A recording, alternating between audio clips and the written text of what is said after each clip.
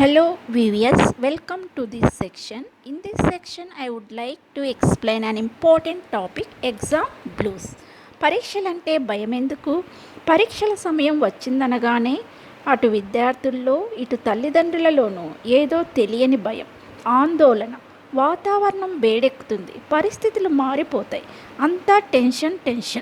ఎందుకంటే ఫెయిల్ అవుతామేమో అనుకున్నా మార్కులు రావేమోననే భయం. అపజయము అనే జబ్బును చంపివేయడానికి నమ్మకం, కష్టించే తత్వం రెండు మంచి మెడిసిన్ లాంటివి. ఇవి నిన్ను విజయవంతంగా నిలబెడతాయి అని అంటారు మాజీ రాష్ట్రపతి డాక్టర్ ఏపీజే అబ్దుల్ కలాం. భయము మనిషిని కృంగదీసి విశ్వాసాన్ని నీరుగారుస్తుంది. Exam blues. Since the 14th century, the word blue has been used to mean sad. The noun blues came into use in the 1700 to describe a state of sadness or melancholy. The very word sends shivers down our spine and sends signals of nervousness and chills in our mind.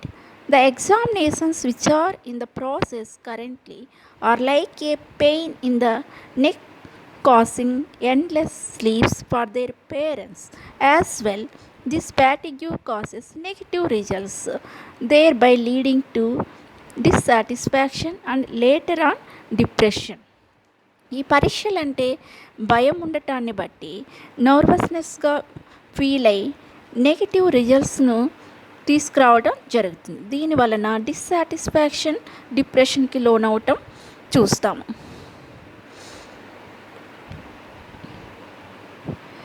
Importance of exams. Exams might be stressful but they improve learning. Exams have an important role in the process of learning and in the whole educational institute. Students thinking perspective and importance of exams. Research tells that learning is particularly strong when students self-test rather than passively reading and remembering by rote. Forming appropriate questions, searching memory for relevant responses, and knitting the information together into an appropriate answer encourages the students to develop interest to take exams. Exams ఉన్నప్పుడే వాళ్ళు చక్కగా చదివి సబ్జెక్ట్ని నేర్చుకోగలుగుతారు, appropriate ఆన్సర్స్ని పెట్టడానికి prepare కావటం జరుగుతుంది. Exams లేకపోతే లేజీగా బట్టి పట్టే విధానంలో చదవటం జరుగుతుంది. Aim of exams. Good assessment exams aim to provide a balanced, fair evaluation of each student. They use a variety of strategies and tasks. This gives students multiple opportunities in varying contexts to demonstrate what they know and can do. Tasks must be fit for purpose. Each task should be appropriate to the specific goal or goals it is assessing. Exams అనేవి చూసినట్లయితే కలిగి ఉండటం వలన చాలా ప్రయోజనాలు ఉన్నాయి. పరీక్షలు లేకపోతే చదువుని అశ్రద్ధ చేస్తాము, కాబట్టి పరీక్షలు ఉంటే శ్రద్ధగా చదువుతాం. వ్యక్తిగతంగా జ్ఞాన సముపార్జనకి ఉపయోగపడతాయి, నైపుణ్యాభివృద్ధికి తోడ్పడతాయి, మంచి పోటీతత్వం అలవడుతుంది. విద్యార్థుల బలహీనతలు తెలుసుకోవడానికి ఈ పరీక్షలు అవసరం. ఇవి రెగ్యులర్గా ఫీడ్బ్యాక్ను ఇస్తాయి. పరీక్షలలో విజయం ద్వారా మంచి ఉన్నత శిఖరాలు అధిరోహించవచ్చు. Sick with exam fear, this will help. Tips to release exam stress. Give yourself enough time to study. Time the most precious resource. సమయంను సద్వినియోగం చేసుకోవటం చాలా ప్రాముఖ్యమైన విషయం. మానవులందరికీ సమయము 24 hours ఉండటం చూస్తాము. అయితే కొంతమంది రైట్ వేలో యూటిలైజ్ చేసుకుంటారు, కొంతమంది సరిగా ఉపయోగించుకొనరు.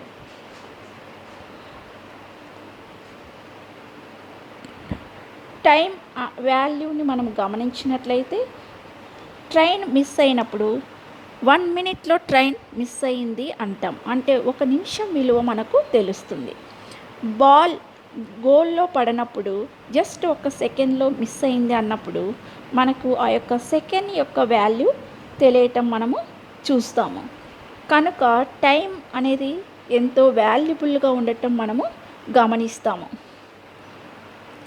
పరీక్షలకు ఎన్ని రోజులు ఉన్నాయో చూసుకొని ఒక మంచి ప్రణాళికను వేసుకోవాలి.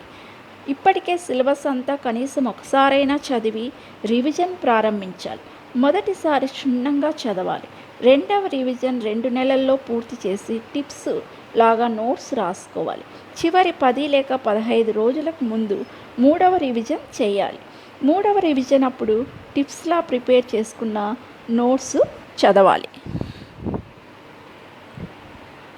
Organise study space, creating a productive study space.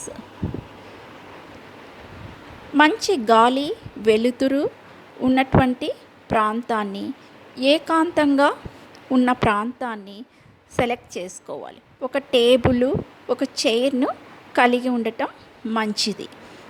Cell ఫోన్స్ని switch off చేసి చదువుకోవటం మంచిది. ఇలాగున మనం చదివే ప్రాంతాన్ని మనము చదవటానికి కాన్సంట్రేషను దెబ్బతీసే విధంగా లేకుండా మనము కలిగి ఉండాలి. Use flow charts and diagrams.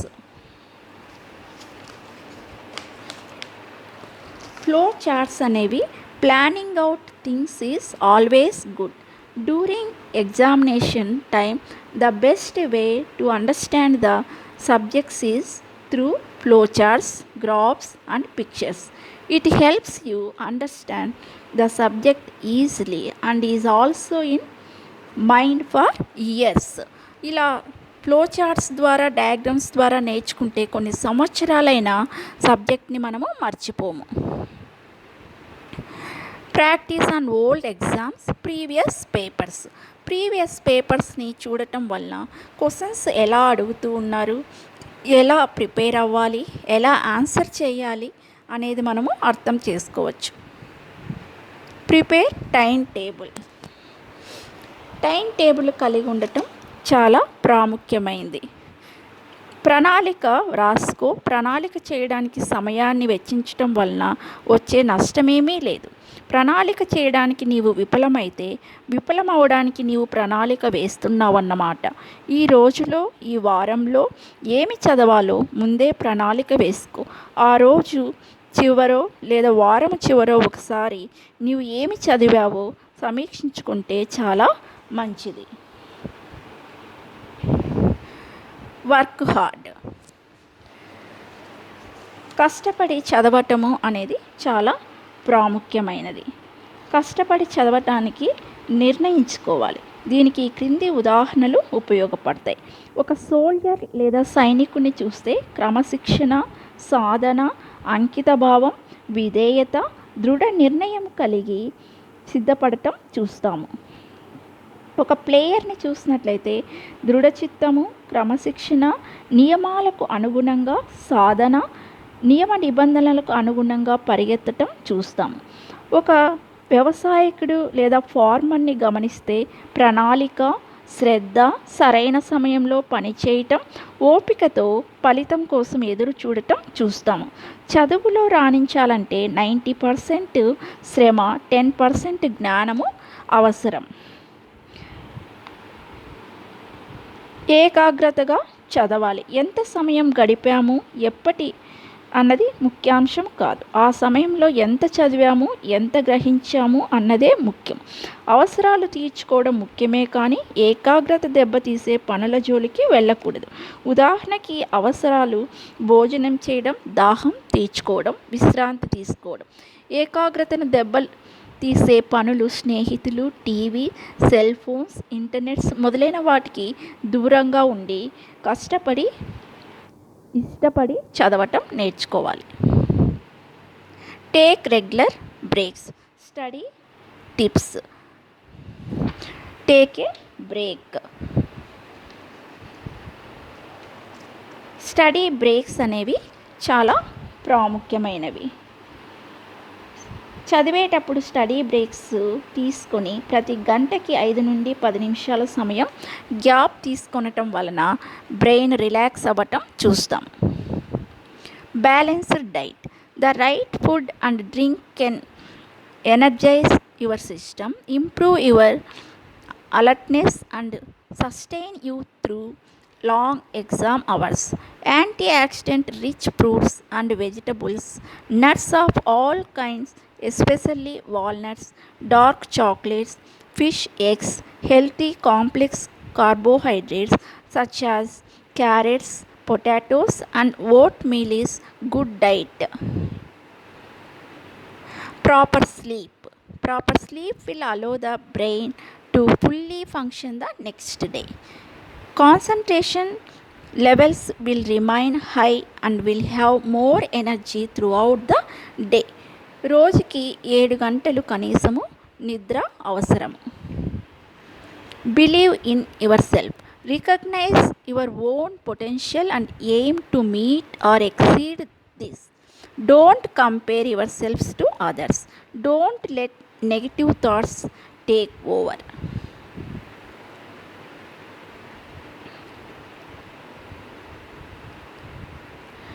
Effects of time and memory factors on response in surveys. Evening 4 to 7 40% మాత్రమే మెమరీలో ఉంటుంది. నైట్ 7 to 10 వరకు చదువు 80% మెమరీలో ఉంటుంది. నైట్ 10 to 12 టైంలో చదివేది 60% మెమరీలో ఉంటుంది. నైట్ 12 to మార్నింగ్ 5 వరకు చదివేది 20% మెమరీలో ఉండటం చూస్తాం. మార్నింగ్ 5 to 9 100% మెమరీలో ఉంటుంది.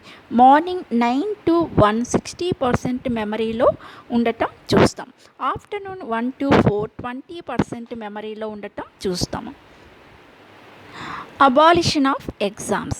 In 2011, Macquarie University was the first Australian university to debate the abolition of exams. No exams in any subject at any year level. At the time, it was suggested that exams fail to develop questioning, self-sufficient learners. Critics also often argue that exams promote a superficial understanding of topics and that they are inquisitive. Success ఎలా వస్తుంది అని చూస్తే learning, training, instruction, practice, ఈ 4 steps వలన వస్తుంది. Learn చేయాలి, train అవ్వాలి, ఇన్స్ట్రక్షన్స్ని follow అవ్వాలి, ప్రాక్టీస్ చేయాలి. అప్పుడే మనము సక్సెస్ని రీచ్ కాగలం. Success in your examination. It is exam time. Here is a big good luck wish to you.